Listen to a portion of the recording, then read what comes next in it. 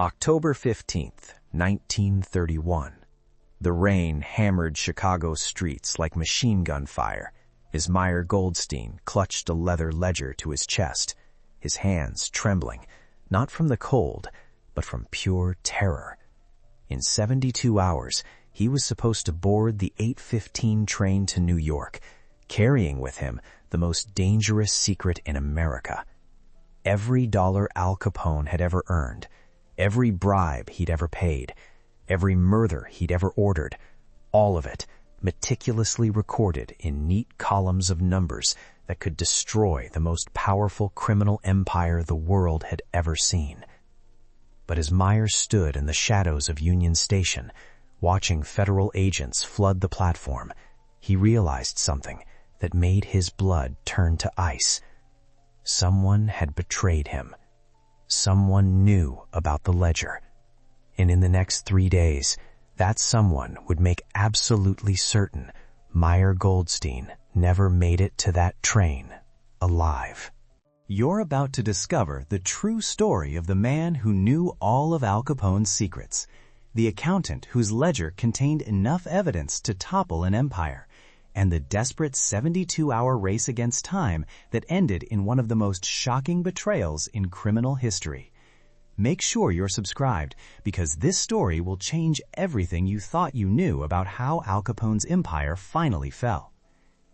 To understand why Meyer Goldstein was running for his life in October 1931, we need to go back to the beginning, to a time when Chicago wasn't just a city, but a battlefield, and Al Capone wasn't just a gangster, but the undisputed king of America's underworld. The year was 1925, and Prohibition had turned the United States into the world's largest criminal enterprise. Alcohol was illegal, but the American people wanted to drink, and where there's demand, there's always someone willing to supply, no matter the cost. Chicago in the 1920s was a city where money talked louder than law, where bullets settled disputes faster than courts, and where a man with the right connections could become richer than presidents and more powerful than senators.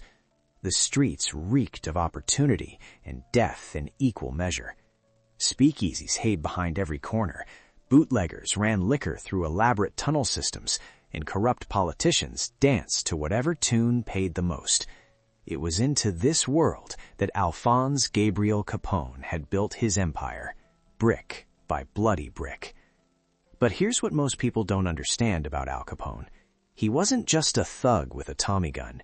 He was a businessman, and like any successful businessman, he needed someone to manage his books.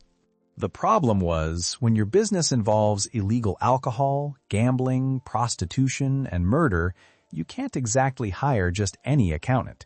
You need someone special, someone who understands that certain numbers should never see the light of day, someone who knows that the wrong ledger entry could mean the difference between freedom and the electric chair.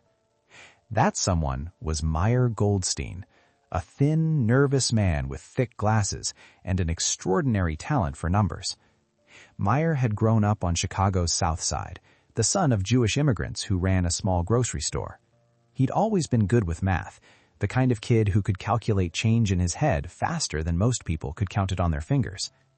After high school, he'd studied accounting at Northwestern, graduating with honors in 1920, just as Prohibition was turning Chicago into the Wild West. Meyer's first job was with a legitimate accounting firm downtown, handling books for department stores and small manufacturers. It was honest work, but it barely paid enough to keep him in his cramped apartment above a delicatessen. Then, in the spring of 1925, everything changed. A man named Johnny Torrio, Capone's mentor and predecessor, needed an accountant, someone discreet, someone who could keep his mouth shut, someone who understood that asking too many questions was bad for one's health. The offer was simple: triple his current salary, plus bonuses, plus protection. All Meyer had to do was manage the books for what Torrio called his import business. Meyer wasn't naive. He knew exactly what kind of importing Torrio was talking about.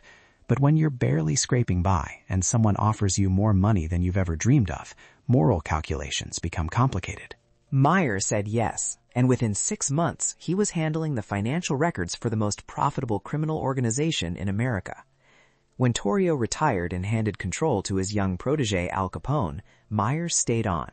He became Capone's financial right hand, the man who knew exactly how much money was flowing in from every speakeasy, every gambling den, every brothel in Chicago. More importantly, he knew exactly where every dollar went. The ledger that would eventually seal Myers' fate began as a simple accounting tool.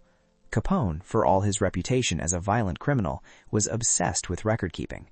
He wanted to know the profit margin on every operation, the weekly take from every establishment, the exact amount of every bribe paid to every cop, judge, and politician on his payroll. Meyer dutifully recorded it all in a series of leather-bound ledgers, using a code system they developed together. What started as basic bookkeeping soon became something far more dangerous. Meyer began noting not just financial transactions, but operational details. Which speakeasy was raided and why? Which rival gang members were eliminated and at what cost? Which politicians received how much money for which favors? The ledger became a comprehensive record of Capone's entire criminal empire, a roadmap of corruption that reached into every level of Chicago society. By 1930, Meyer Goldstein possessed the most dangerous book in America. He knew that Capone paid $30,000 a month to the Chicago Police Department. He knew that Judge Marcus Sullivan received $2,000 every time he dismissed a case against Capone's organization. He knew the exact cost of every murder, every kidnapping, every act of violence that kept Capone's empire running smoothly. Most importantly, he knew that Capone's legitimate businesses, the ones he used to explain his lavish lifestyle, were completely fabricated. The furniture store, the used car lot, the dog track, all of them existed only on paper, elaborate shells designed to launder millions in illegal profits. But knowledge, as Meyer was about to learn, could be the most dangerous thing a man could possess. The first sign of trouble came on a gray Monday morning in early October 1931. Meyer was in his office above Capone's headquarters on South Wabash, reconciling the previous week's numbers, when Frank Nitti walked in. Nitti was Capone's enforcer, a thin, cold man with dead eyes and a reputation for creative violence. He never visited Meyer's office unless something was seriously wrong. Nitti didn't say hello. He just stood in the doorway for a long moment, studying Meyer with the intensity of a predator sizing up prey. Finally, he spoke. "The feds are getting close, Meyer. Real close. They got something on the boss. Something big." Meyer's hands stopped moving across his ledger. What kind of something? Nitti smiled, but there was no warmth in it. The kind of something that comes from somebody talking who shouldn't be talking. The blood drained from Meyer's face. He knew exactly what Nitti was implying. Someone inside Capone's organization was cooperating with federal investigators. Someone was providing information about the empire's inner workings. And in an organization built on loyalty and silence, there was only one punishment for betrayal. But here's where it gets interesting. What Nitti didn't tell Meyer, what nobody in Capone's organization knew at the time, was that the federal investigation wasn't based on inside information at all. It was based on something far more mundane, but infinitely more dangerous. The Treasury Department, led by a determined agent named Elliot Ness, had figured out that they couldn't convict Capone for his crimes. Witnesses disappeared or refused to talk. Evidence vanished or was ruled inadmissible. Judges and prosecutors found themselves either corrupted or intimidated into compliance. So the feds changed tactics. Instead of trying to prove Capone was a criminal, they decided to prove he was a tax evader. It was brilliant in its simplicity. Capone lived like a millionaire, spending money on mansions, cars, clothes, and parties. But according to his tax returns, he barely made enough to afford a modest apartment. The government didn't need to prove where the money came from. They just needed to prove he had it and didn't pay taxes on it. The problem was evidence. The feds needed documentation, records, something concrete that showed the flow of money through Capone's organization. They needed exactly the kind of detailed financial records that Meyer Goldstein kept in his leather ledgers. Meyer spent the next few days in a state of mounting panic. He watched every shadow, jumped at every unexpected sound, and began to notice things he'd never paid attention to before. How Capone's men looked at him differently, how conversations stopped when he walked into a room, how Frank Nitti seemed to be everywhere he went, always watching, always evaluating. Then, on October 12th, Meyer's worst fears were confirmed. He was working late in his office when he heard voices from Capone's private conference room down the hall. The walls were thin, and Meyer had learned long ago that sometimes the most valuable information came from listening carefully. What he heard that night would change everything. Capone's voice was unmistakable, much about our money. Frank Nitti's voice responded, "Boss, maybe it's time we cleaned house, started fresh, got rid of anyone who might be tempted to talk." Meyer's blood turned to ice. He pressed his ear closer to the wall, straining to hear every word. There was a long pause. Then Capone spoke again. "Meyer's got all our records, Frank. Every transaction, every payment, every operation we've run for the past 6 years. If those books fall into the wrong hands, we're all finished." Another voice, one Meyer recognized as belonging to Jake Guzik, Capone's financial advisor, chimed in. "Maybe it's time Meyer took a permanent vacation, Al. Somewhere quiet. Somewhere he can't cause any more problems." The room fell silent, and Meyer knew his death sentence had just been pronounced. He had 72 hours, maybe less, before Capone's men came for him. But he also knew something they didn't. He had an escape plan. If you're enjoying this story, do me a favor and hit that like button. It helps more people discover these incredible untold stories. And stick around, because what happens next is absolutely wild. Meyer had been preparing for this moment for months. He wasn't naive. He understood that working for Al Capone meant living on borrowed time, that eventually his usefulness would be outweighed by the danger he represented. So he'd made preparations. He had money hidden in 3 different banks under false names. He had a contact in New York who could provide him with new identity documents. And most importantly, he had leverage. 3 months earlier, Meyer had made copies of the most incriminating pages from his ledgers. Not the entire books, that would have been too risky, but carefully selected entries that documented the most serious crimes and the highest level corruption. He'd hidden these copies in a safety deposit box at the First National Bank under an assumed name. His plan was simple. If Capone ever turned on him, he'd take the evidence to the federal authorities and trade it for protection and a new life. But as Meyer sat in his dark office that night, listening to his former boss plan his murder, he realized his plan had a fatal flaw. Getting to the bank, retrieving the evidence, and making contact with federal agents would take time. Time he might not have. Worse, he'd have to move carefully, avoiding Capone's extensive network of informants and enforcers. One wrong move, one moment of carelessness, and he'd end up in the Chicago River with cement shoes. Meyer made his decision. He would leave Chicago immediately, but first he needed to get the evidence. The next morning, he called in sick, claiming he had influenza. It wasn't entirely a lie. The stress had left him pale and shaky, symptoms that would be easy enough to fake if anyone bothered to check on him. Instead of going to the office, he made his way to the First National Bank. The safety deposit box contained more than just ledger pages. Meyer had also stored $15,000 in cash, enough to start a new life anywhere in the country. But as he rifled through the papers, selecting the most damning evidence, he made a discovery that changed everything. Among his carefully copied ledger entries was something he'd forgotten he'd included.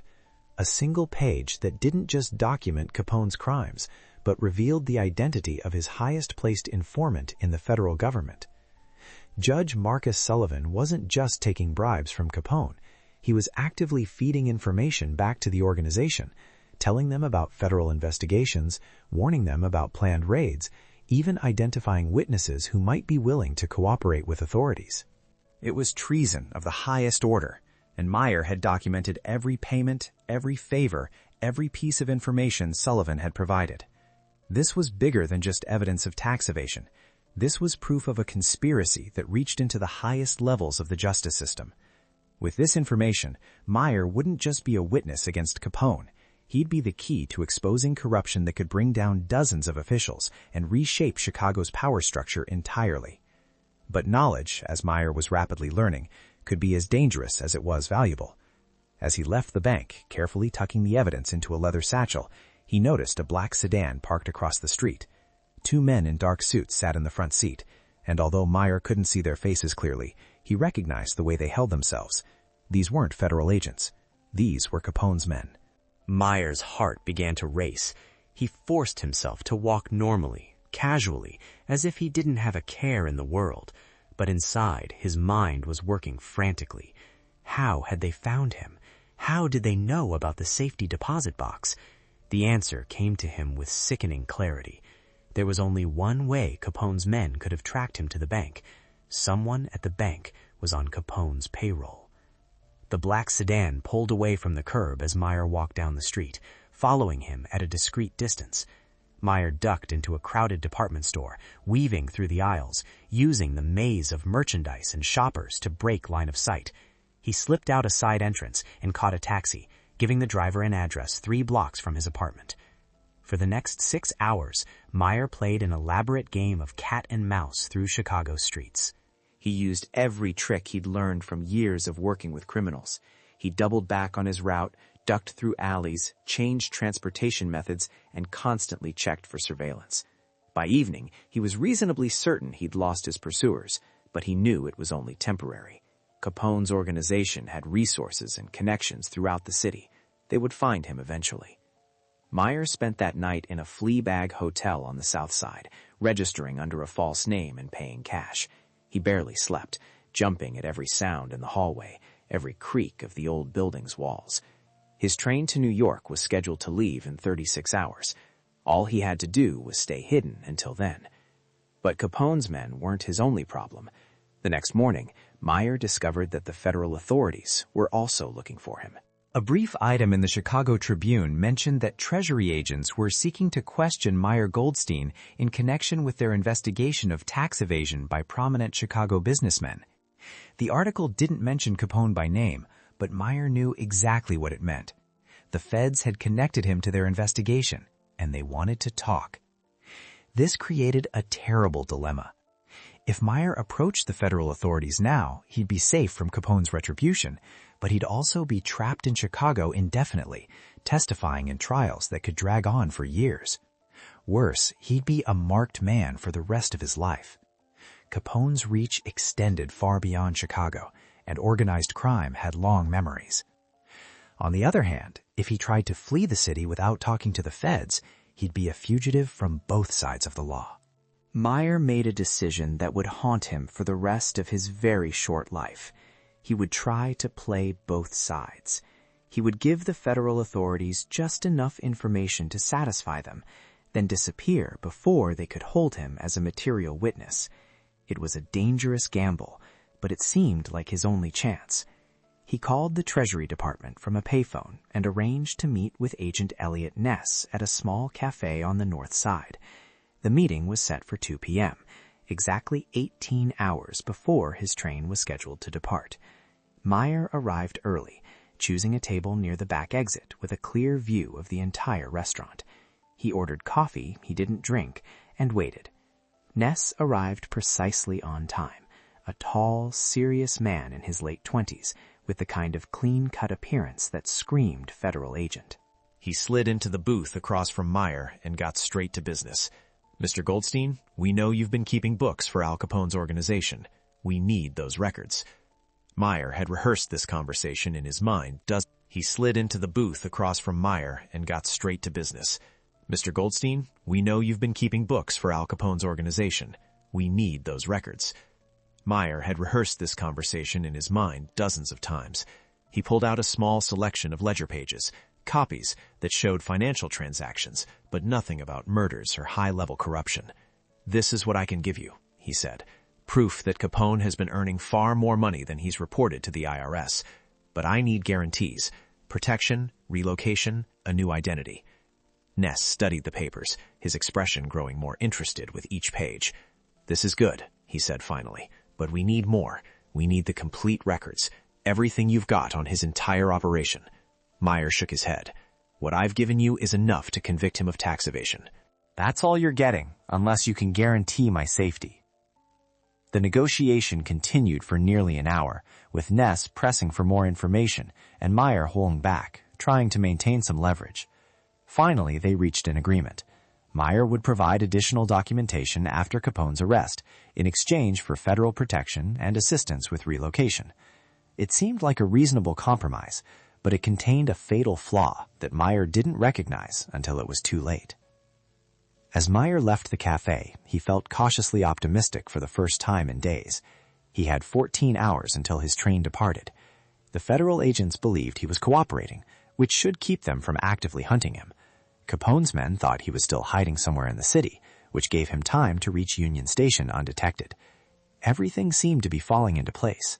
But what Meyer didn't know was that Agent Ness had made a critical error. In his eagerness to build a case against Capone, Ness had shared information about his meeting with Meyer with other members of the Treasury team. One of those team members, a clerk named Robert Morrison, had a gambling problem and debts to some very dangerous people. Morrison had been feeding information to Capone's organization for months, providing details about the federal investigation in exchange for money and forgiveness of his gambling debts. Within 2 hours of Meyer's meeting with Ness, Frank Nitti knew exactly what had transpired. He knew that Meyer had given evidence to the feds. He knew that Meyer was planning to leave Chicago. Most importantly, he knew that Meyer still possessed records that could destroy not just Capone, but the entire network of corruption that kept their organization functioning. The hunt was about to begin in earnest, and Meyer Goldstein had no idea that his carefully laid plans had already been compromised. Meyer spent his final night in Chicago in a different hotel, this one near Union Station. He'd chosen the location carefully, reasoning that he could reach the train platform quickly if he needed to run. His suitcase contained only essential items and $5,000 in cash. The remaining evidence was sewn into the lining of his overcoat, a precaution that would prove both wise and ultimately futile. He set his alarm for 6 a.m., planning to reach the station early and blend into the morning crowd. But at 4:30 a.m., he was awakened by the sound of voices in the hallway outside his room. Male voices, speaking in low, urgent tones. Meyer pressed his ear to the door, straining to make out the words. "They're sure he's in the building," one voice said. Morrison says the Fed meeting happened just like we thought. He's got papers that could burn us all. Another voice, one Meyer recognized with a chill as belonging to Machine Gun Jack McGurn, Capone's most feared assassin, responded, "Boss wants this clean. No noise, no mess. Make it look like natural causes." Meyer's hands began to shake as he realized how completely he'd been outmaneuvered. They knew where he was. They knew about his meeting with Ness. They probably knew about his train reservations. Worse, they wanted him dead in a way that wouldn't raise suspicions. This wasn't going to be a simple execution. This was going to be murder disguised as something else. Moving as quietly as possible, Meyer gathered his belongings and approached the window. His room was on the 3rd floor, overlooking an alley that connected to the street behind the hotel. It was a dangerous drop, but not impossible. More importantly, it was his only chance. As Meyer prepared to climb out the window, he heard a key turning in his door lock. They'd bribed or threatened the hotel clerk into giving them access. There was no time for careful planning now. Meyer threw his suitcase out the window, hoping the soft contents would survive the fall, and began to climb down the fire escape. He was halfway to the ground when the shooting started. Apparently, subtlety had been abandoned in favor of expediency. Bullets shattered the windows above him as Meyer dropped the final 10 feet to the alley floor. He grabbed his suitcase and ran, zigzagging between buildings as gunfire echoed off the brick walls around him. Meyer emerged onto a main street just as the sun was beginning to rise over Chicago. The city was waking up, early commuters and delivery trucks beginning to fill the streets. The normal sounds of urban life provided perfect cover for the violence that had just erupted behind him. To anyone watching, Meyer looked like nothing more than a businessman hurrying to catch an early train, which, in a sense, was exactly what he was trying to do. Union Station was 8 blocks away. Meyer walked quickly, but tried not to run, knowing that panic would make him conspicuous. Every few minutes he glanced over his shoulder, checking for signs of pursuit.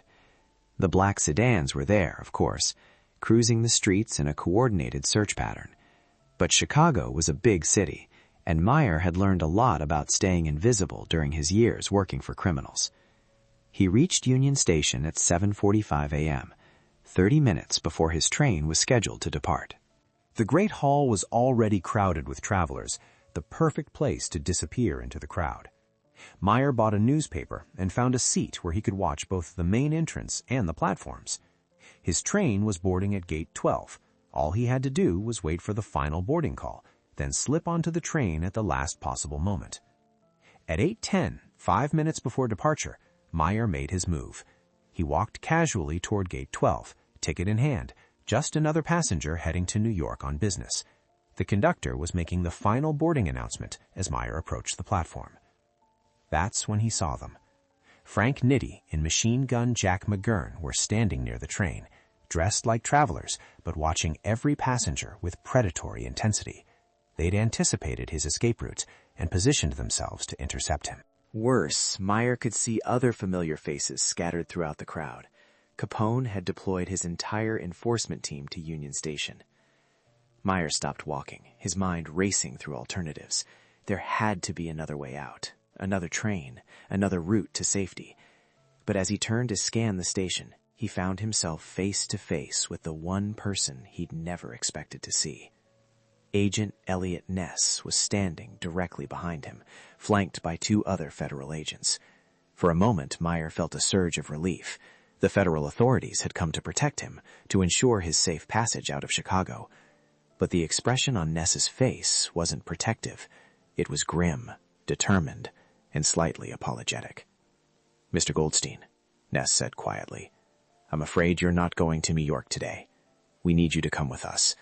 There's been a change in plans." Meyer's heart sank as he realized what had happened. The federal authorities weren't there to help him escape. They were there to arrest him as a material witness. In their eagerness to build an airtight case against Capone, they decided they couldn't risk letting their star witness disappear. Meyer would be held in federal custody until the trial, whenever that might be. But protective custody, as Meyer was about to learn, wasn't the same as being protected. The federal agents escorted Meyer through the station toward a side exit where their cars were waiting. As they walked, Meyer noticed that Nitti and McGurn had melted back into the crowd, but they weren't leaving. They were following, maintaining a discreet distance, but keeping Meyer in sight. The message was clear. The federal authorities might have him now, but they couldn't protect him forever. The safe house was a modest 2-story building on the north side, unremarkable in every way, except for the federal agents stationed at every entrance. Meyer was given a comfortable room on the 2nd floor and told he'd be there until the trial began. It could be weeks, possibly months. Agent Ness assured him he'd be perfectly safe. For 3 days, it seemed like Ness was right. Meyer settled into a routine of reading, sleeping, and providing additional information to federal investigators. The evidence he'd collected over the years was proving invaluable. Not only could they convict Capone of tax evasion, but the corruption records were opening up entirely new lines of investigation. Dozens of officials, from beat cops to federal judges, were about to find their careers and freedom in jeopardy. But on the 4th day, Meyer noticed something troubling. One of the federal agents guarding the safe house, a young man named Tommy Sullivan, bore a striking resemblance to Judge Marcus Sullivan, the corrupt official whose bribes Meyer had so carefully documented. When Meyer mentioned this observation to Agent Ness, the older man's face went pale. Tommy Sullivan was Judge Sullivan's nephew, and he'd been assigned to the federal task force through his uncle's political connections. If the judge was feeding information to Capone, and if Tommy was feeding information to his uncle, then Meyer's location and the details of his cooperation were already known to his enemies. Ness immediately ordered Meyer moved to a new safe house, but it was already too late. As they prepared to leave the building, a black sedan pulled up outside. Frank Nitti stepped out, followed by 3 other men Meyer didn't recognize. They weren't there for a subtle assassination. They were there for a direct assault on a federal safe house, an act so brazen it would have been unthinkable under normal circumstances. But these weren't normal circumstances. Capone's empire was crumbling, and desperate men do desperate things. The gunfight lasted less than 5 minutes, but it felt like hours to Meyer, crouched behind an overturned table as bullets shattered windows and splintered furniture around him. The federal agents were outnumbered and outgunned, but they fought with the desperation of men who knew they were the last line of defense between a witness and certain death. When the shooting stopped, 3 federal agents were dead, including Tommy Sullivan. Agent Ness was wounded but alive, bleeding from a bullet wound to his shoulder. And Meyer Goldstein was gone. The official report would state that Meyer had been kidnapped during the assault, taken by Capone's men for interrogation and eventual execution. Federal authorities launched a massive manhunt, but they found no trace of him. It was as if he'd simply vanished from the face of the earth. But the truth, as it often does, was more complicated than the official story. Meyer hadn't been kidnapped. In the chaos of the gunfight, as federal agents and gangsters exchanged fire across the safe house, he'd made a desperate decision. Rather than wait to be rescued or captured, he'd slipped out a back window and run. The evidence sewn into his overcoat was still with him, as was enough cash to disappear permanently. For 48 hours, Meyer managed to stay ahead of both the federal authorities and Capone's hunters. He changed hotels every few hours, used false names, paid cash for everything, and avoided all the places where he might be recognized. He was planning to leave Chicago by bus, taking a circuitous route to California, where he could start over with a new identity. But Meyer had made one crucial error in his calculations. He'd underestimated the reach of corruption in Chicago's law enforcement community. When he finally approached a Greyhound station to buy a ticket to Los Angeles, he was recognized by a Chicago police sergeant who'd been on Capone's payroll for years. The sergeant didn't arrest Meyer. He didn't call for backup. He simply made a phone call to a number he'd been given for exactly this kind of situation. Within an hour, Frank Nitti arrived at the bus station with 2 associates. Meyer saw them coming and tried to run, but there was nowhere to go. The bus station was surrounded. Capone's men had learned from their earlier mistakes and deployed enough people to cover every exit. Meyer was trapped, and he knew it. But he still had one card to play. As Nitti approached him, Meyer pulled out the evidence he'd been carrying. "These papers," he said loudly enough for other people in the station to hear, "contain proof of corruption at the highest levels of Chicago government. If anything happens to me, copies will be delivered to newspapers in New York, Washington, and Los Angeles." It was a bluff, but a convincing one. Nitti hesitated, clearly uncertain about how to proceed. Killing Meyer in a crowded bus station would be messy and public, but letting him escape with evidence that could destroy the entire organization was unacceptable. The standoff lasted several minutes, with Meyer backing slowly toward the station's main entrance, while Nitti and his men kept pace, neither side willing to make the first aggressive move. Other travelers began to notice the tension, some moving away from the confrontation, others stopping to watch what they assumed was some kind of police operation. Then Meyer made his final, fatal mistake. In his desperation to escape, he turned his back on Nitti and ran toward the door. It was exactly the opening Capone's enforcer had been waiting for. A single gunshot rang out, and Meyer Goldstein collapsed on the marble floor of the Greyhound station, the leather satchel containing 6 years of incriminating evidence, spilling its contents across the ground. Frank Nitti calmly walked over to Meyer's body, gathered up the scattered papers, and left the station as police sirens wailed in the distance. By the time the first officers arrived, Nitti was long gone, and Meyer Goldstein was beyond help. The official investigation into Meyer's death was brief and perfunctory. The Chicago Police Department, many of whose members had been compromised by Capone's organization, concluded that Meyer had been killed during a robbery attempt. The evidence he'd been carrying was never recovered, officially because it had been stolen by his unknown assailants. But the federal investigation into Al Capone continued and ultimately succeeded. Despite the loss of Meyer's detailed records, the Treasury Department had enough evidence from other sources to convict Capone of tax evasion. On October 24, 1931, just 9 days after Meyer Goldstein died on the floor of a Chicago bus station, Al Capone was sentenced to 11 years in federal prison. The conviction marked the end of Capone's reign as Chicago's crime boss, but it didn't end the corruption that had made his empire possible. Many of the officials whose bribes Meyer had so carefully documented continued in their positions, their crimes never exposed. Judge Marcus Sullivan served on the bench for another decade before retiring with full honors. The network of corruption that had enabled Capone's rise simply adapted to serve new masters. Meyer Goldstein was buried in a small cemetery on Chicago's west side, attended only by a handful of distant relatives who'd never known exactly what he did for a living. There was no mention of his death in the major newspapers, no investigation into the circumstances of his murder, no justice for the man who'd tried to expose the truth about America's most powerful criminal organization. But Meyer's story didn't end with his death. The evidence he'd hidden in that safety deposit box at First National Bank remained there, forgotten, for nearly 20 years. In 1950, during routine maintenance of the bank's vault, workers discovered dozens of abandoned safety deposit boxes, including the one Meyer had rented under an assumed name. The contents of that box, when finally examined by historians and law enforcement officials, provided a comprehensive look at organized crime in 1920s Chicago that had never been available before. Meyer's meticulous records revealed the true scope of Capone's empire and the extent of corruption in Chicago's government. The evidence came too late to bring anyone to justice, but it provided invaluable insight into how organized crime operated during Prohibition.